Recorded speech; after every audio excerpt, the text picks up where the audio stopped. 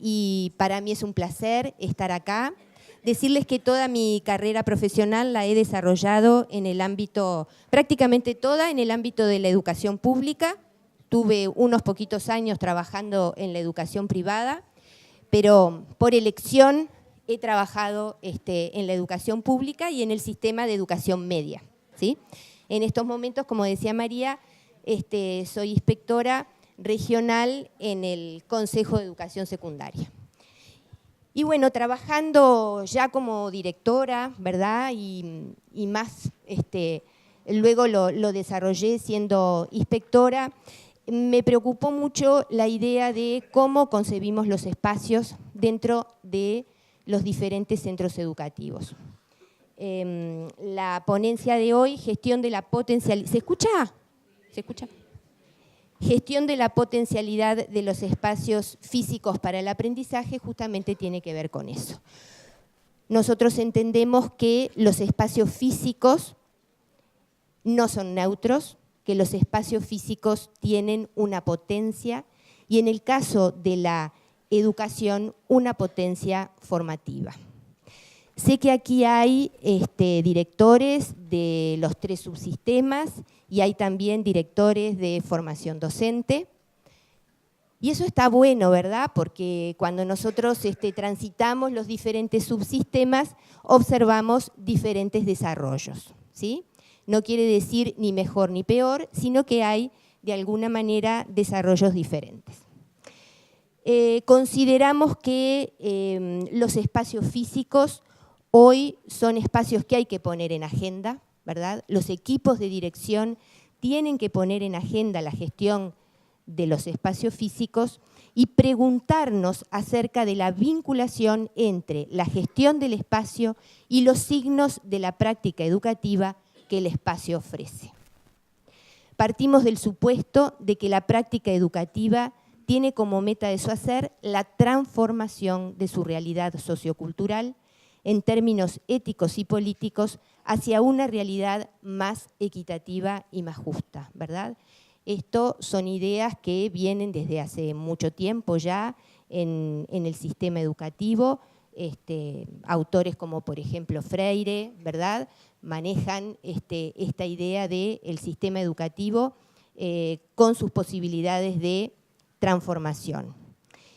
Pensar en los espacios educativos desde un lugar de transformación es pensar desde una racionalidad crítica y no asumir lo que ocurre en la cotidianeidad de los espacios con naturalidad, asumirlo con naturalidad, sino comenzar a preguntarse por ellos, qué pasa en ellos y cómo podemos contribuir al cambio de los espacios para que mejore, ¿verdad?, la educación y colabore con esa transformación.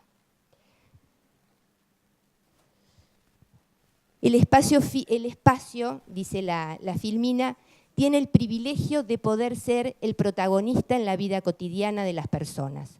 Su proximidad respecto a los avatares diarios hace que necesitemos observarlo y reconstruirlo desde el tiempo educativo. Con esto lo que nosotros queremos significar de alguna manera es que los espacios educativos y los edificios educativos muestran signos de una práctica docente. En este sentido, los espacios educativos no son neutros, ¿sí? Allí se desarrolla la interacción, son espacios fundamentalmente de interacción social, y en tanto espacios de interacción social, los espacios significan, los espacios estructuran e inciden en el proceso de aprender.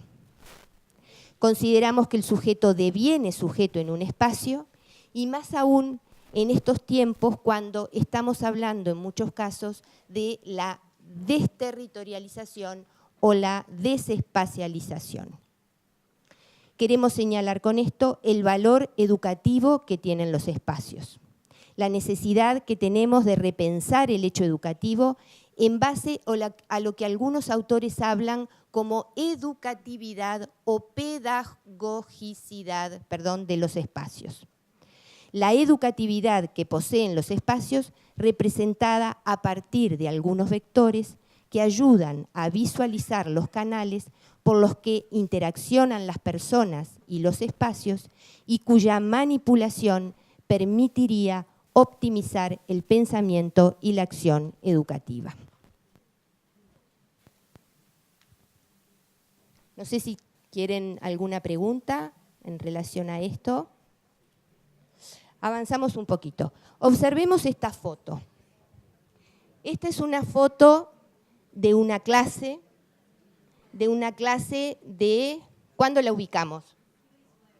Siglo XIX, fines del siglo XIX, principios del siglo XX. ¿Y qué observamos allí? ¿Qué le llama la atención de esta foto? ¿Cómo la podríamos describir? Sí, aparece un cuadro de Varela. ¿Qué más? ¿Cómo? Todos varones. ¿Y por qué todos varones? ¿Y por qué era escuela de varones? ¿Separaban en esta época las niñas de los varones en la escuela? No, la escuela era solo de varones, ¿verdad? ¿Y eso con qué tiene que ver? ¿Tendrá que ver con algún paradigma social, con alguna impronta social? ¿Cuál era? La particularización. Bien, la asignación de roles, ¿verdad? La particularización de la niñez no era la misma para la niña que para el varón, ¿verdad? La niña estaba en otro lugar, ¿sí? Y el varón era el que tenía que ser formado, tenía que ser educado. Hay un libro muy interesante.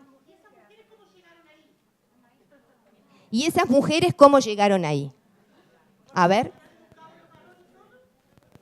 ¿cómo es la cosa?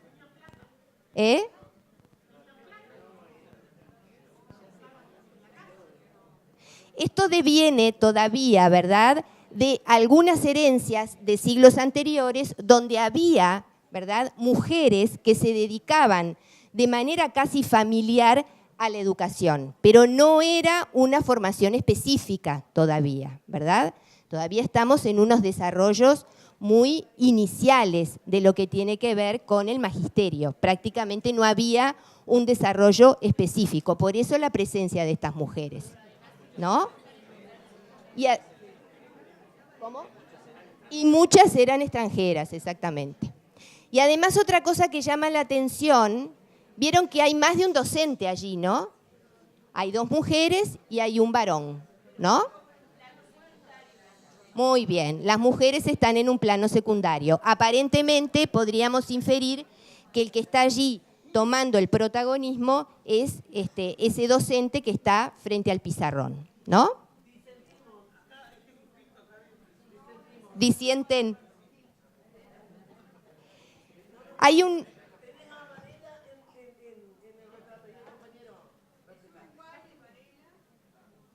¿Este es mejor? Yo llevo este para acá. Hola.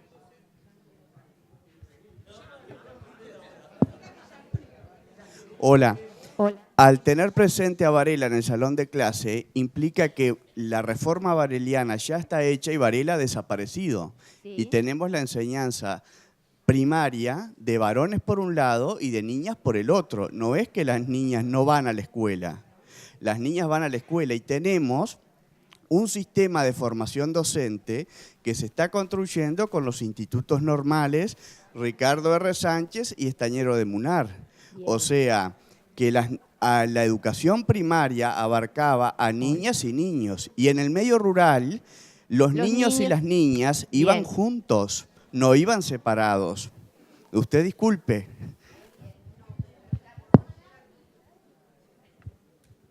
Hola, hola. Alvarito, ¿qué quieres decir? No, simplemente aportar algo más, que si bien sí es evidente que eso es posterior a la reforma, la reforma no se concretó No en se forma instituye. inmediata. Ahí está. Llevó mucho tiempo después y fue Jacobo Varela quien después la extendió. O sea que el hecho de que sí había coeducabilidad en el país, igual de hecho seguían niñas y niños, es decir, las niñas iban menos a la escuela, Claro. en realidad. No es que no pudieran ir ni que no fueran. La escuela prácticamente no era para las niñas, ¿verdad? La escuela, en esta época todavía había un predominio de los varones. Hay un libro muy interesante que se llama La invención de la niña, de Ana María Fernández, que se los recomiendo particularmente, pues justamente habla del desarrollo de la niñez y particularmente del desarrollo de la niñez en la niña, ¿verdad?, a lo largo de la historia. Cómo la niña llega más tardíamente y cómo la niñez llega más tardíamente, ¿verdad? Y cuando en esta época todavía la niñez no era una particularización. Ahí está. Había un concepto de niñez donde rápidamente se tenía que pasar a la edad adulta, ¿verdad? Entonces, es frecuente, por ejemplo, si observamos la vestimenta en esa época, ¿cómo era la vestimenta? Claro, la vestimenta era vestimenta de adultos puesta en niños, ¿no? Bueno, ¿qué otras cosas observan ustedes en este salón de clase? Sí. Sí, ¿esto está prendido? ¿Está encendido? ¿Hola? Sí, gracias. Llama la atención, perdón, llama la atención esa abundancia de recursos didácticos impresionante que hoy en día diríamos son distractores. No podemos estar, ¿verdad?, trabajando en un aula en determinado tema y tener todos esos distractores. Llama la atención también la puerta abierta y las ventanas abiertas, que no sabemos si es que era a lo mejor marzo o noviembre y hacía calor, o que estamos en la época en que era, bueno, hoy en día también, pero que se tenía muy claro que era importante que corriera el aire por razones de salud, para prevenir ciertas enfermedades que se transmiten por vía aérea. En fin, quería aportar eso porque realmente llama la atención incluso la puerta del salón tan abierta con el pizarrón que parece que cubre el corredor ese que está allí o patio. En fin. Gracias. Era eso lo que quería aportar. Bien, muy bien. La pregunta, lo que decía la directora, ¿no? Yo lo dejaría un poco como entre paréntesis, si los recursos didácticos que aparecen en las paredes de este salón son distractores. Dejémoslo como pregunta, ¿verdad? Otro aspecto que yo diría que es importante es la centralidad que ocupan las figuras de estos docentes, ¿no?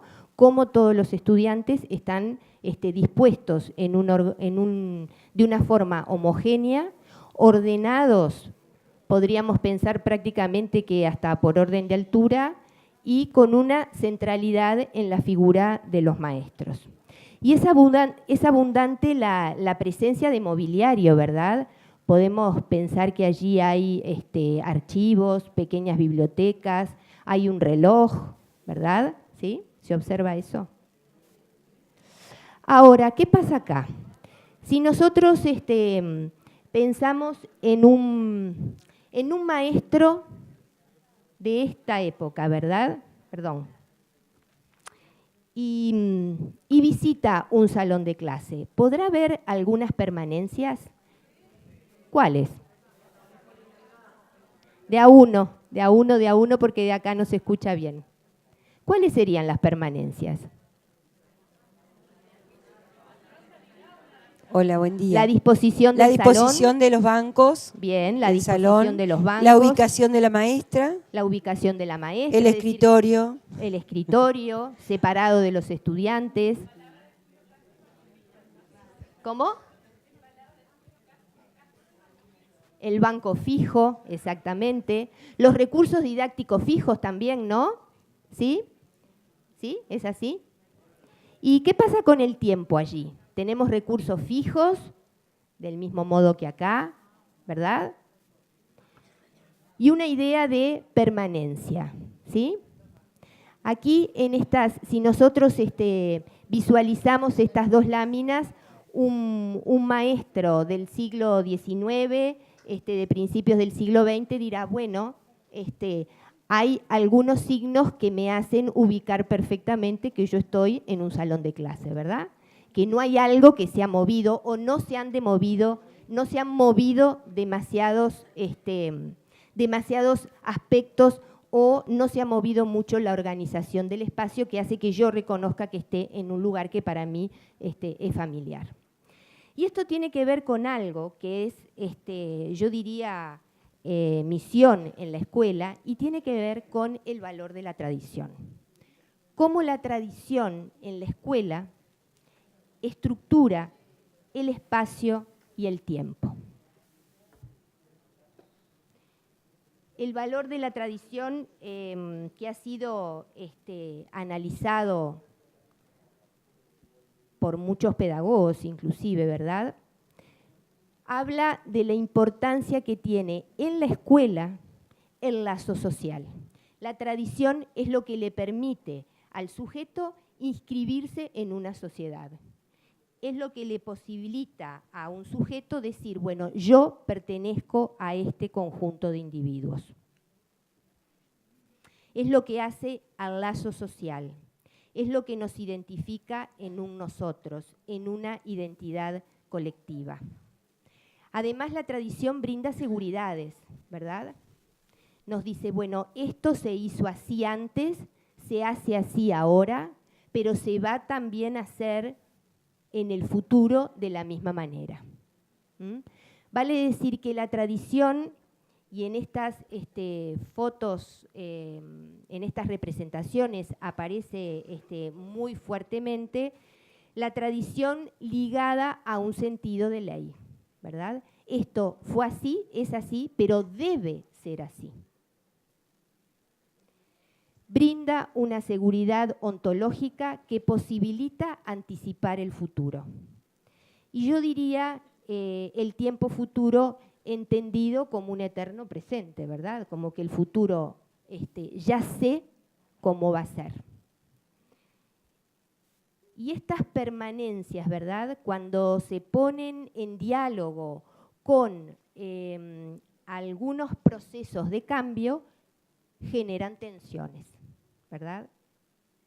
Inclusive hay discursos que todavía hoy escuchamos donde los docentes manifiestan con incertidumbre, con temor, con miedo a esto que ocurre hoy, yo no me formé para esto, ¿verdad? Eso de no saber, ¿no? Eso de estar frente a una situación y no saber cómo esa situación va a acontecer, va a desarrollarse y sentir que no se tienen las herramientas, ¿verdad?, para poder abordarlas. De alguna manera, el diálogo con el tiempo, desde esa mirada, ha cambiado.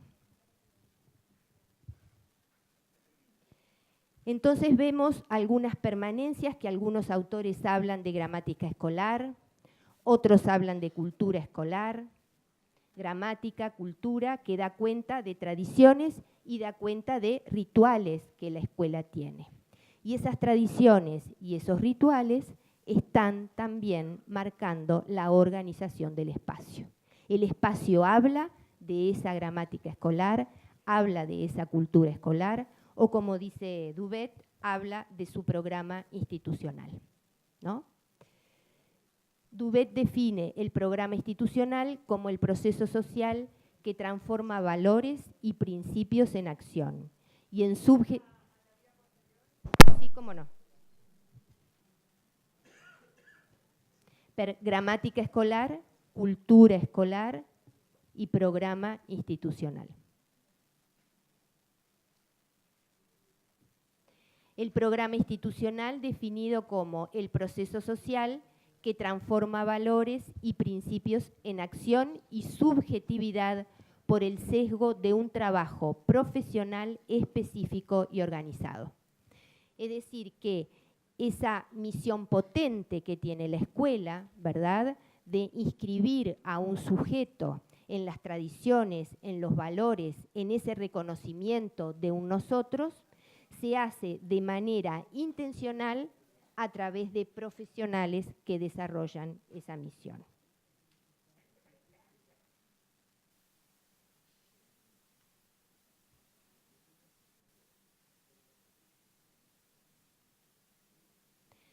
Ahora, conjuntamente con ese programa institucional, van apareciendo en términos de proceso algunos cambios, algunas rupturas, ¿verdad? Y esos cambios, esas rupturas, hay conceptos que se vienen desarrollando que dan cuenta de ellos. Yo puse algunos ahí.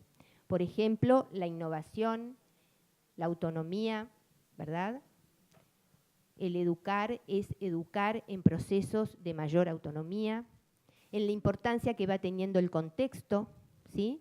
No es lo mismo una escuela ubicada en una ciudad X que una escuela rural, lo mismo ocurre con los centros de educación media.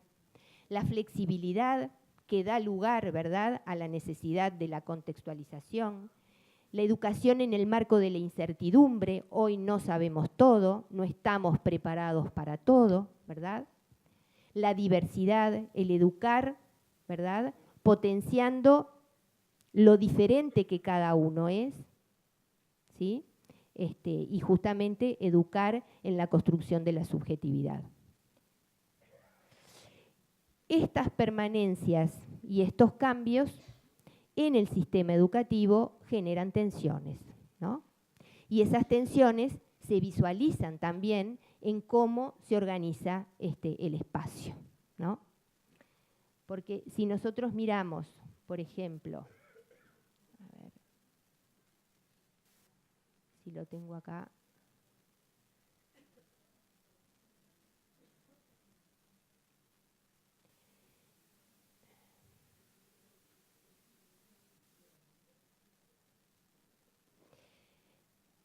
Volviendo a esta representación, si nosotros observamos detenidamente esta representación, ¿qué huellas hay ahí de la presencia de los adolescentes? ¿Qué huellas hay ahí? ¿Qué más? Fíjense en el espacio. ¿Cómo? No están apropiados del espacio, ¿verdad? ¿Y de quién depende de que los gurises se apropien del espacio? ¿Verdad? De los adultos, ¿verdad? En la medida que nosotros le damos significación al espacio, en la medida que estamos convencidos que en el espacio se conforma el sujeto, la educación y los adultos que estamos allí tenemos que dar una batalla, digamos, tenemos que dar lugar para que esos espacios signifiquen. Obviamente, trabajando con ellos desde la participación, ¿verdad? Las herramientas y las estrategias serán muchas, pero tenemos que apelar a que esos espacios sean espacios donde justamente hay adolescentes, donde el adolescente tenga una presencia, ¿no? Si nosotros, yo tenía acá una foto, pero no la encuentro ahora, los maestros podrán dar cuenta de esto. Imaginemos un salón de jardín de infantes, ¿sí? Y la disposición en un salón de jardín de infantes. Nosotros en los jardines de infantes lo que observamos es multiplicidad de recursos didácticos, ¿verdad? Dentro del salón, ¿sí? Observamos láminas, observamos instrumentos musicales, observamos bibliotecas móviles, observamos que el maestro puede estar mezclado entre los chiquilines, sentado adelante. ¿Los chiquilines dónde se sientan en las escuelas de inicial? En las alfombras, ¿verdad? ¿Sí? En realidad, lo que estaba pensando era justamente en educación inicial, porque es mi campo laboral de toda la vida. Desde 1892 que empezamos con los jardines de infantes públicos, el mobiliario que aún se conserva, el de Enriqueta, en el jardín de Enriqueta Conti Enrique, era de mesa colectiva. Bien. Bien. Así como lo defendía Julio Castro en la propuesta de la mesa colectiva o el banco fijo. Bien.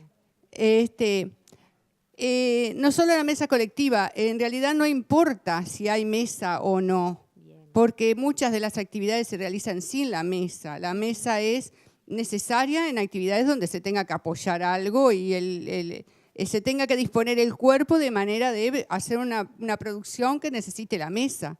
Pero la mesa no es indispensable, se saca de la clase en los jardines de infantes, se saca de la clase las sillas, las mesas, se trabaja sin ningún lugar específico donde sentarse, en el piso, en la alfombra, en alfombras de goma eva hoy en día, en almohadones, en rondas, se trabaja en pequeño grupo, se trabaja en grupo total en algunas actividades. Es muy flexible tanto el agrupamiento de los chicos como el uso del mobiliario. No en todos hay todo ese material que tú nombraste, porque muchas veces no es necesario. Es decir, los materiales están a disposición Pero de la están a propuesta disposición, pedagógica. ¿verdad? De la propuesta pedagógica. Bien. Y deberían estar al alcance de los niños de manera que fomentaran su autonomía. Ahí está. Entonces, ¿qué pasa? La pregunta es esta.